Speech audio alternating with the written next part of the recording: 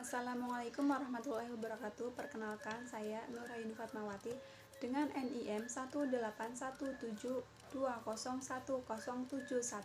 dari kelas 6 Ekonomi Syariah B. Di sini saya akan menjelaskan mengenai pembangunan perdesaan dan kelembagaan sektor finansial. Pedesaan merupakan sebuah aspek yang penting yang tidak dapat dilepaskan dari pembangunan ekonomi suatu negara.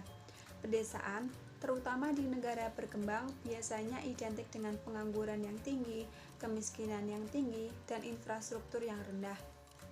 Maka, pembangunan ekonomi suatu negara tidak akan bisa terjadi secara efisien apabila pembangunan pedesaan itu terhambat. Keberhasilan pembangunan ini ditentukan dari bagaimana penduduk desa melakukan mobilitas sosial ekonomi.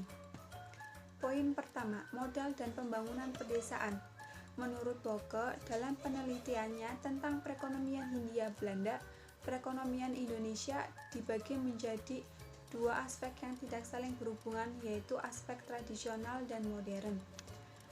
Kedua konsep dualisme ini dapat dijelaskan dalam beberapa tahapan.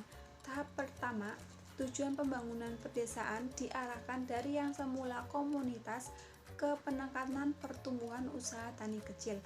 Fase 2, pertumbuhan usaha tani kecil dilanjutkan pada upaya pembangunan pedesaan yang terintegrasi. Dan fase 3, pergeseran pembangunan pedesaan yang dipandu negara menuju liberalisasi pasar. Dan fase 4, pembangunan pedesaan diarahkan untuk penguatan pendekatan proses, partisipasi, pemberdayaan, dan pelaku. Fase 5, pentingnya penghidupan yang berkesinambungan sebagai sebuah kerangka kerja yang terintegrasi dan pembangunan pedesaan.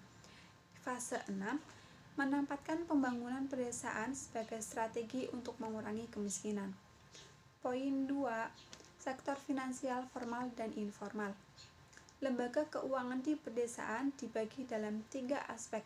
Yang pertama, lembaga keuangan formal, yang kedua, lembaga keuangan semi formal, dan yang ketiga, lembaga keuangan informal.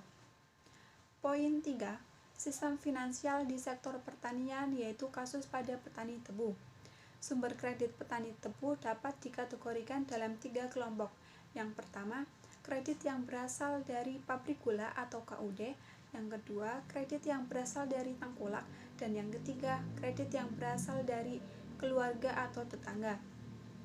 Poin 4, desain kelembagaan sektor finansial. Persoalan lembaga keuangan di pedesaan dapat diidentifikasi menjadi 3 aspek.